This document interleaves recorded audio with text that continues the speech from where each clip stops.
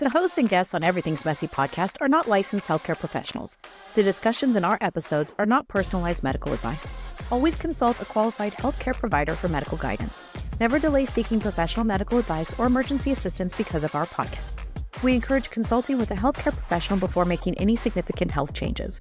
By listening to our podcast, you agree to the disclaimer. Thank you for listening to Everything's Messy. Hey, welcome to Everything's Messy podcast, where we celebrate the beautiful but messy life experiences that most, if not all, people go through. Get ready to embark on an exciting journey through the raw and unfiltered stories of everyday people. Here, we dive into messy realities of life, from making messy mistakes to triumphs and everything in between. Are you sensing a theme? That's right, it's messy. But this just isn't about the mess. It's about finding strength and resilience in the midst of it all. We'll explore how health, fitness, and wellness play a crucial role in navigating life's twists and very messy turns. And we'll challenge conventional systems, because sometimes the most unconventional paths lead to the greatest discoveries. Join us as we embrace the messy, beautiful, and endlessly fascinating stories. Each episode is a testament to the power of our messy journeys and the beauty that emerges from the mess. So grab your favorite beverage, coffee, sparkling water, whatever it may be, and prepare to be inspired. Are you ready? Let's get messy.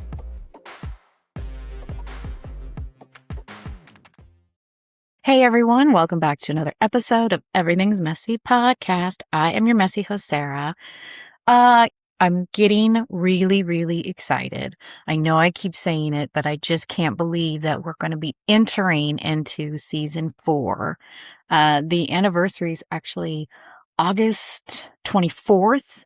So episode 159 will be the first episode of season 4, and that is in 2 more episodes. So I'm very excited. I can't believe that I've been able to continue this and do this and get to know you guys. And I'm really excited. Lots of events coming up, just good things all around. And I have learned so much, not only about myself, but about wellness in general. I have learned so much about connecting with other people and cultivating real, meaningful relationships with other people who have or are going through hard times. And again, the one thing that I feel the thread that continues to, be the constant is everybody is going through or has gone through something very messy, very powerful, life-changing, and we can relate to each other, even if it's not an identical story. Most of the time it's not, but we can relate to each other and we can have empathy and we can have compassion and we can learn from each other's stories. And that's what I just want to continue doing. And I'm just so excited that I'm here to do it. So again, this is why we do Everything's Messy. Okay, so for today, I'm going to get a little messy with some wellness things. You know me, I like to get messy. What if I told you there was a scan that could potentially find cancer before you even had symptoms? Would you do it?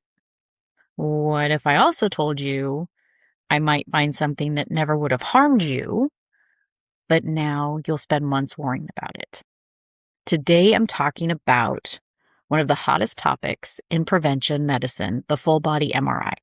And the reason I'm talking about it is if you listen to Dr. Andrew Huberman, he did a whole episode on prevention and MRI, and I find it fascinating. Not just the MRI itself, but the prevention aspect and what we're looking at when we're talking about wellness. I mean, when he's talking about preventative imaging and body scans and MRIs, it got me to thinking how we define prevention. What does that prevention look like for us? What does that prevention mean for us? I think it means different things for different people. I think even today, I was going to say years ago, but even today, the standard for prevention is annual physicals, mammograms, colonoscopies, blood work. And you've heard me talk about it. I have different opinions about mammograms and I have different opinions about colonoscopies. I'm not saying that you shouldn't participate. I'm saying do your homework.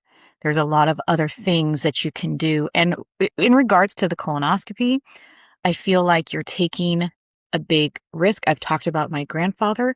My grandfather had a colostomy bag whatever they caught, it was too late. And so he had to have his colon removed or partially removed.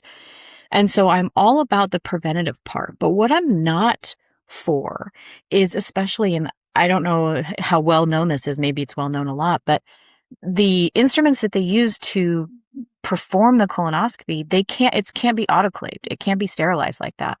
They wash it as best they can, but it is not sterilized. And so to me, you have risk factor, and I'm someone who really always has to think about infection. You have risk factor in that if they tear it or perforate it. And let's just talk about the stuff that you have to drink before the procedure. It is killing everything. It's wiping out everything in your gut, including the good gut stuff. And I wish they talked more about how to put the good bacteria back into your gut if you're going to have that procedure. Now, these may not be things that you choose. You're still going to have the procedure, and that's fine. I just think there are things to consider. Okay. And so that's what we have as like the standard go-to. That's what we think about as prevention. But now, and I really think this shift is worth really considering, we've got DNA testing. People are wearing continuous glucose monitors that are not diabetic. I don't have an opinion either way. If that's something you choose to spend your money on and you want to get a baseline of what your blood glucose is doing, go for it. Have at it. But that becomes a question is, now you have the data. What are you going to do with the data? Did it really change anything that you were doing? Maybe it did. We have body composition scans. We have all of the tech wearables, the watches and things like that. We have AI risk calculators, the whole body MRIs. We're collecting more health information than we have ever before. But is more information always better? I think it goes back to, do we want to know everything? Do we want to know about it? Is knowing about it, but then there's nothing we can do about it? Do we worry about it? I think these are things we need to consider as we come into this technological era where all these things are becoming available. And I think it's great they're available, but I also think we sort of need to, again, have some balance in what we're going after. So let's talk about for a minute, and I again, me and my notes, what is a full body MRI? So it uses magnets, not radiation, to create detailed images of much of your body. Unlike CT scans, MRI doesn't expose you to ionizing radiation. It can potentially identify tumors, aneurysms, spinal issues, cysts, organ abnormalities, joint problems. Huberman did share on his own scan that it didn't reveal tumors, but it did identify a disc bulge. And he noted that some findings, like small white spots in the brain, are often benign. So for him, it was more data, relatively healthy, didn't really change his way of what he's doing.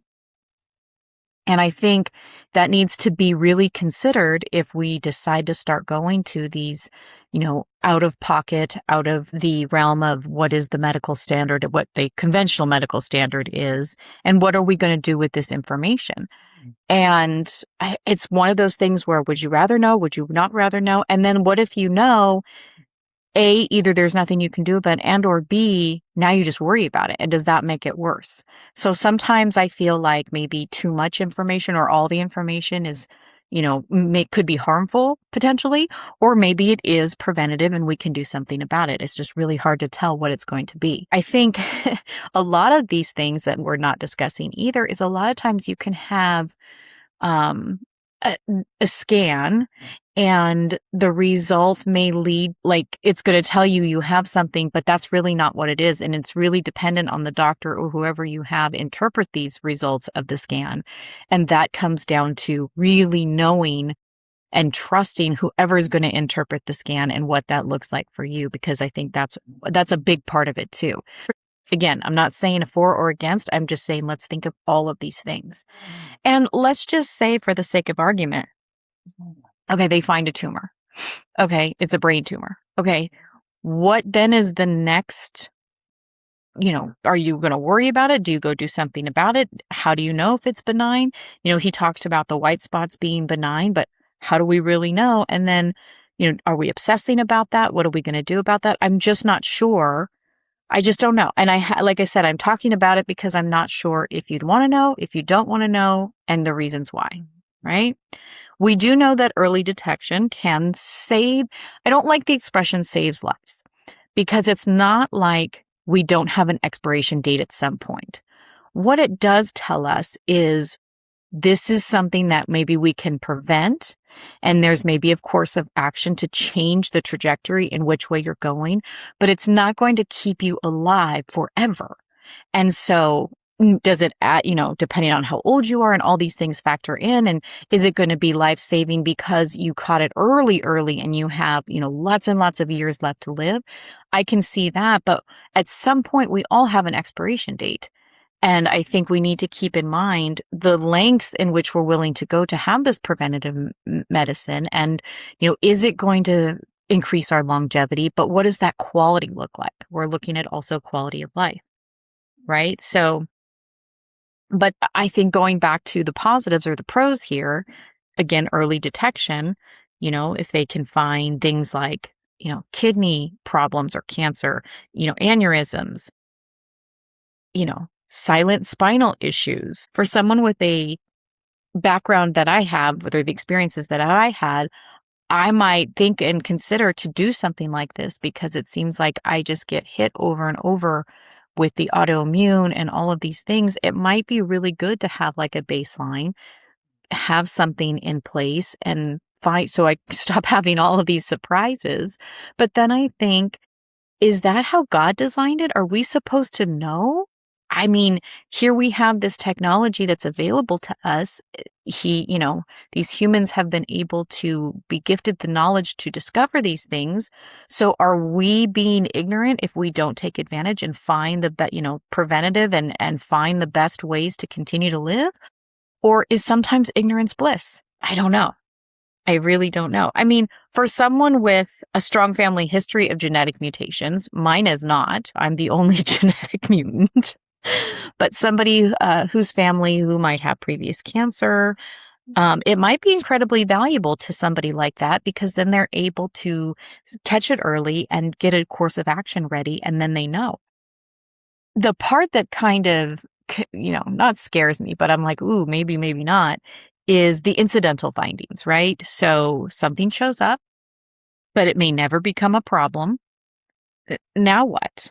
Right? Do we repeat the scans? Do we go invasive and do biopsies? Then we have specialists we have to see. Then that adds more stress. And just all of the worry, constant worry, because now you did find something. Now what are you going to do with it? And let's say that you find out and it is benign. Okay. So you spent all of these months going back and forth to doctors and doing all of this. Maybe if you had just left it alone, I don't know.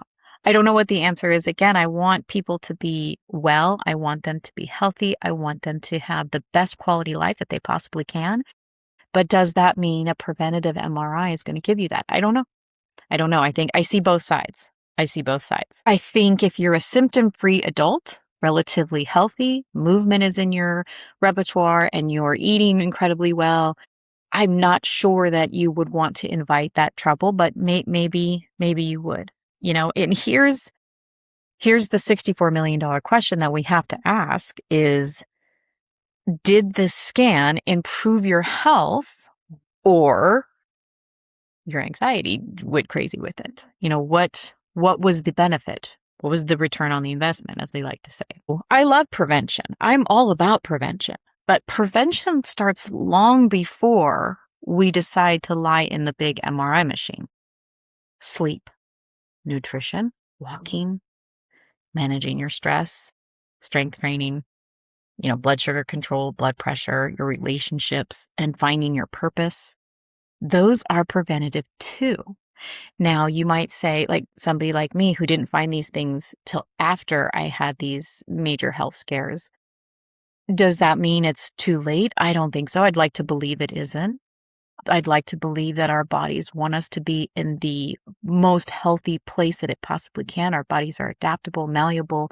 They can, with proper nutrition and exercise and movement, we can reshape, the telomeres and the whatever those, the DNA that we're talking about. We have the, potential to turn off the bad genes and turn on the good genes. I just feel like that is all prevention.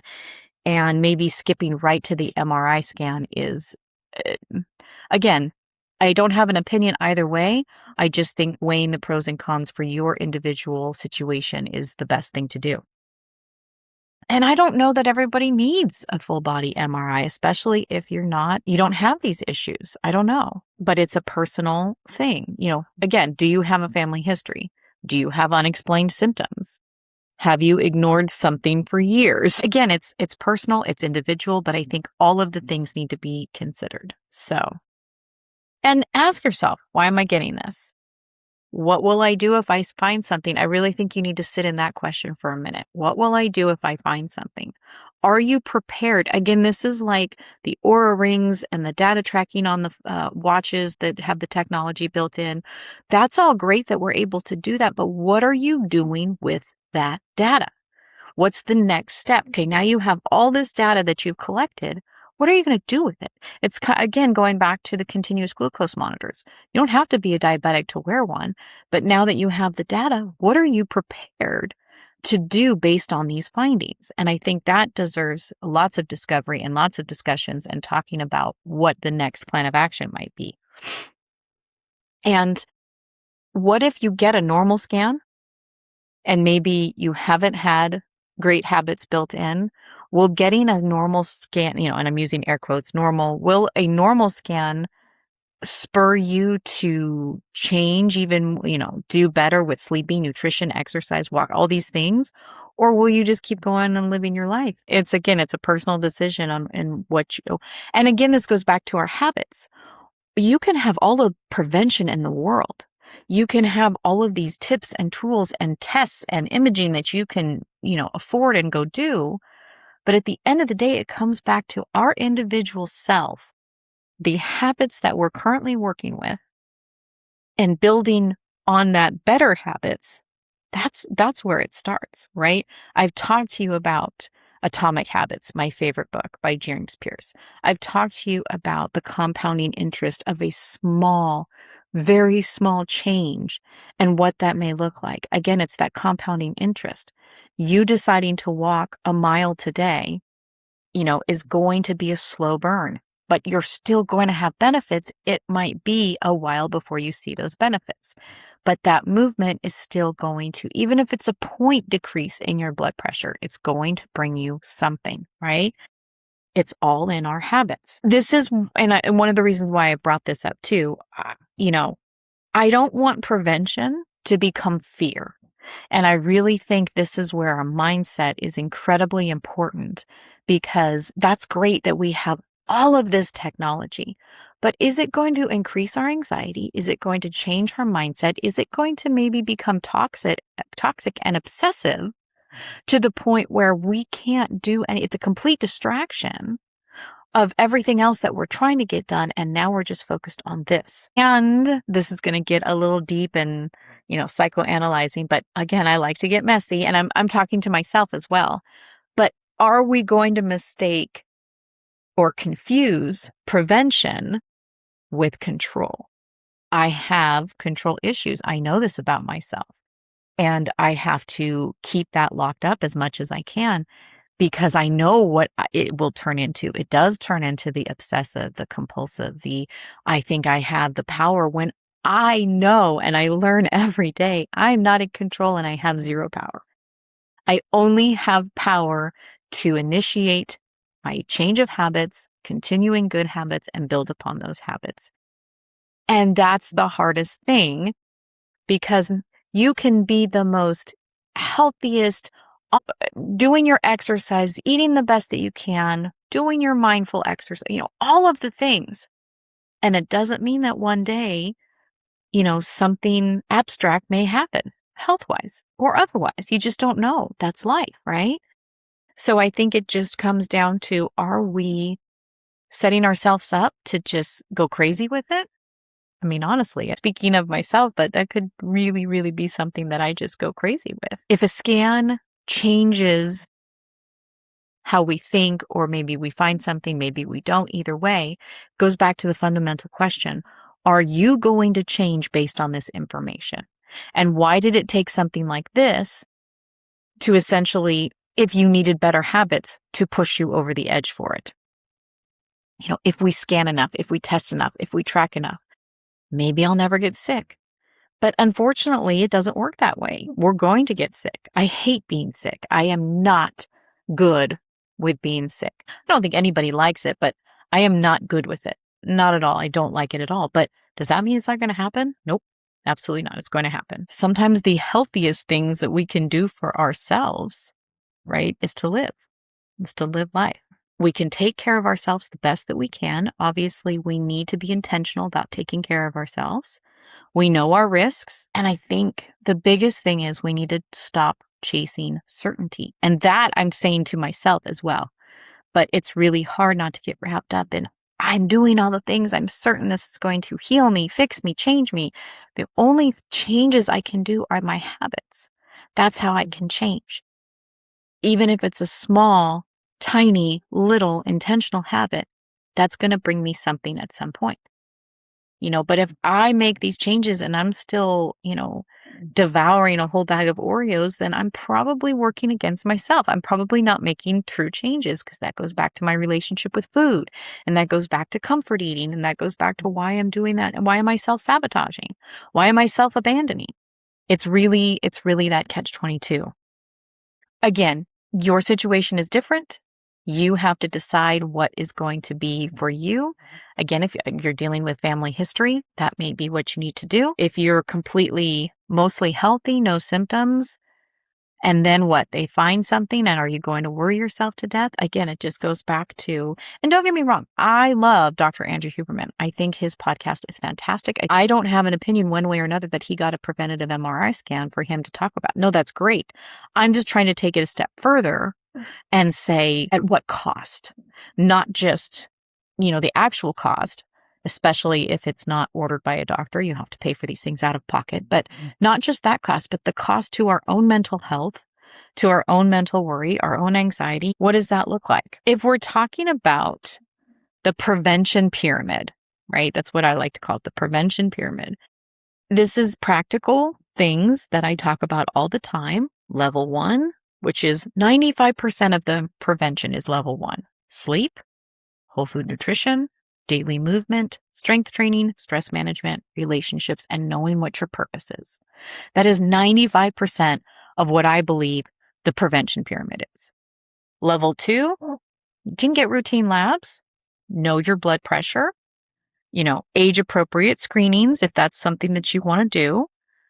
And then level 3, you've got specialized testing, genetics, the coronary calcium scoring, again, for appropriate people, not everyone.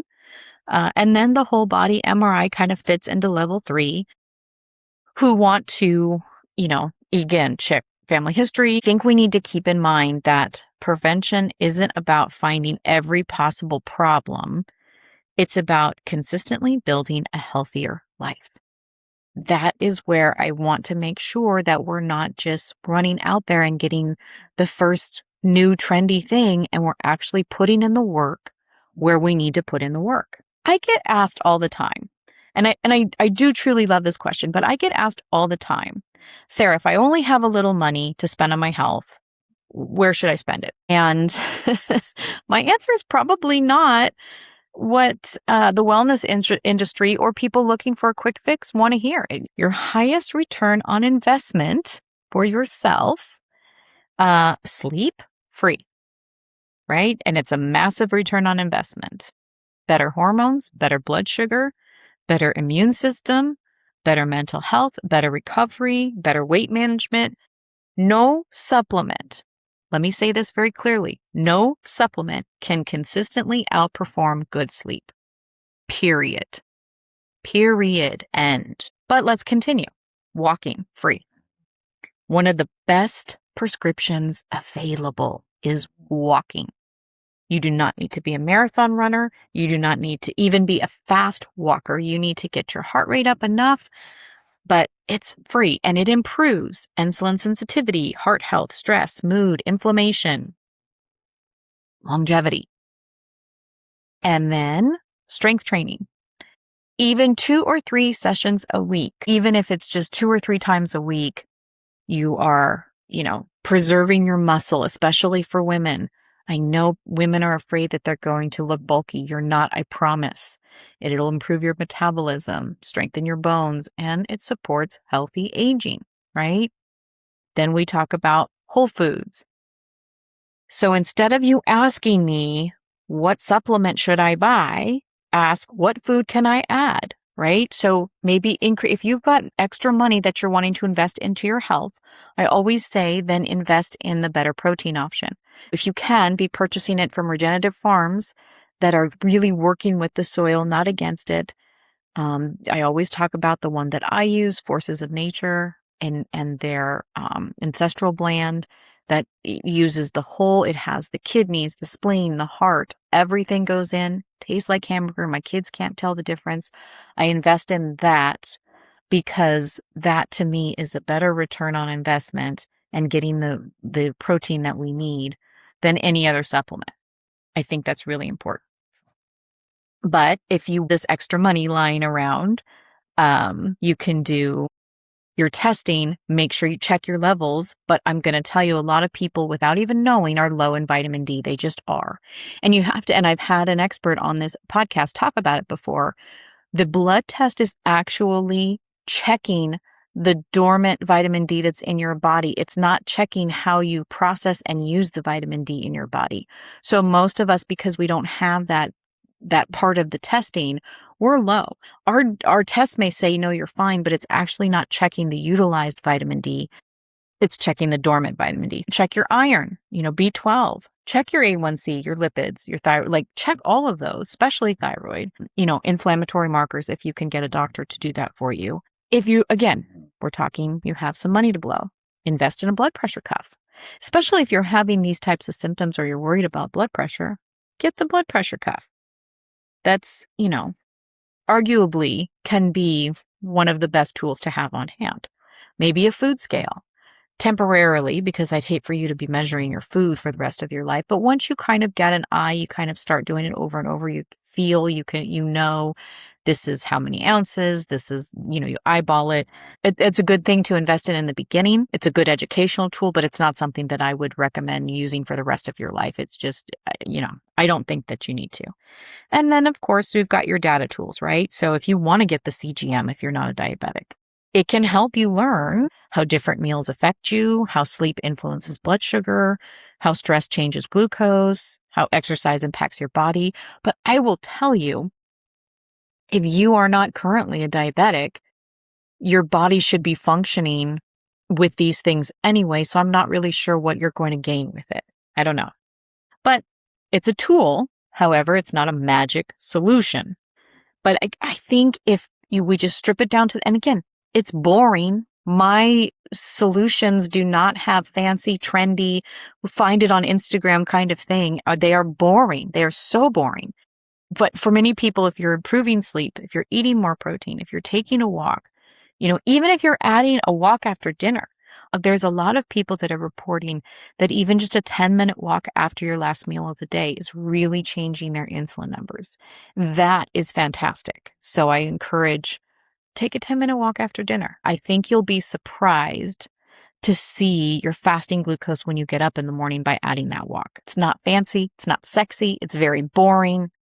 These are the things that I really think we should be doing. If you want to invest in the fitness tracker or the smartwatch,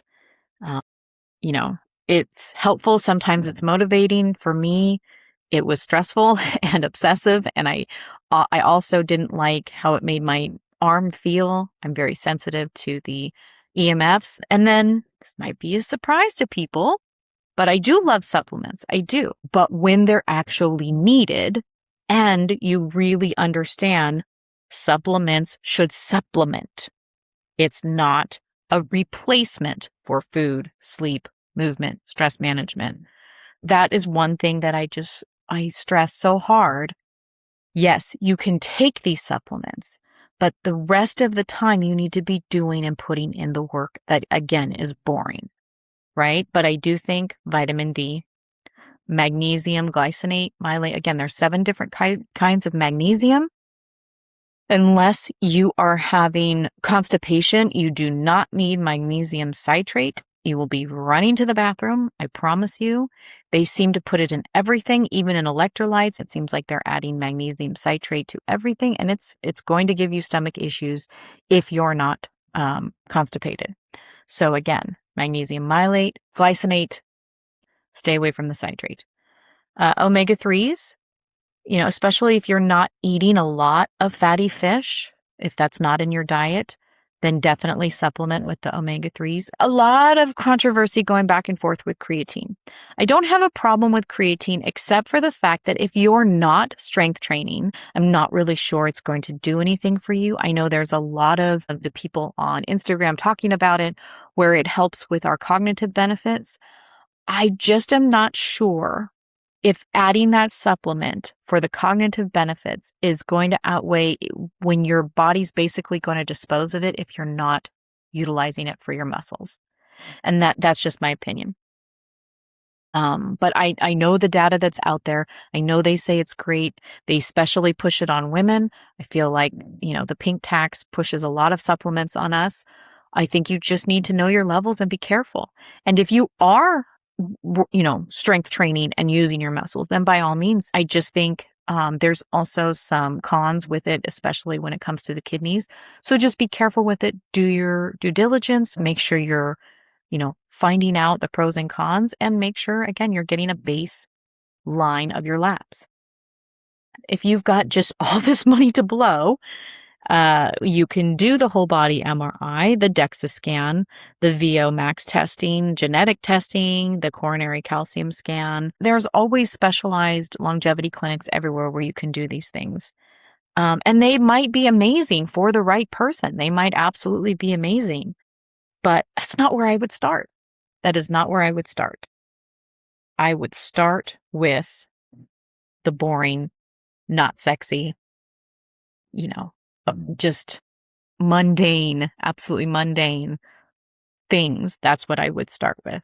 And I think if you have a foundation that's boring and it doesn't trend on social media, no one makes a viral reel about it, going to bed on time, taking a walk after dinner. None of these things are going viral. But that's where, to me, the biggest return on your health investment usually lives. I really believe that. It's something that I had to learn. I definitely can call myself out and say I was looking for a quick fix. I was looking for the next best thing. I was looking for trendy and, which celebrities are doing what. But that is not, to me, for my experience and what I found, that's not where it's at. That's not what that's not what I came to know that was really going to help me. And the boring, the absolute boring, mundane crap is the best return on investment that I can do. And the consistency of it, the consistency of the boring and the mundane, I think is important to stress. If I had $2,000 extra to spend on my health today, I wouldn't go for the MRI, not at first. I'd ask myself the questions: am I consistently sleeping? Am I eating, enough protein, moving my body, managing stress, sleep, all these things. And if those pieces aren't in place, that's where I'd invest. It's usually the daily habits that give us the greatest return. So that is what I have for you today. It's personal, it's individualized. If you can afford it, great. If you don't have an anxiety or control problem like I do, wonderful. So that was our messy stuff for today. And my messy moment, ask yourself this one question: am I investing more energy into searching for disease than building health? Am I investing more energy into searching for disease or building health? Because those are not always the same thing. So that is my messy moment that I leave with you today. Hopefully you've learned something. I'd love to know your thoughts about the episode and what you think. I'd love to know what you're talking about, what's trending in your life. And as always, keep it messy. Thanks for listening to Everything's Messy podcast. Whew, if you made it this far, give yourself a gold star or at least a nap. Honestly, if you showed up today and you were listening, you've already crushed it. I'm so grateful for you listening. If anything hit home, share it, tag me, write it on a sticky note. I don't care. Just don't keep all of this messy goodness to yourself. You can find me on Instagram at Everything's Messy Wellness or over at my website, everythingsmessywellness.com, where I've got resources, coaching, and probably a new rant about blood sugar or something that's just nonsense. It's all waiting for you. Check out my YouTube channel. I've got all of my podcast episodes up there. And I'm on X at Everything's Mess. Or if you just want to send me an email, Sarah at everythingsmessywellness.com. Look, until next time, hydrate, take no crap, and as always, keep it messy.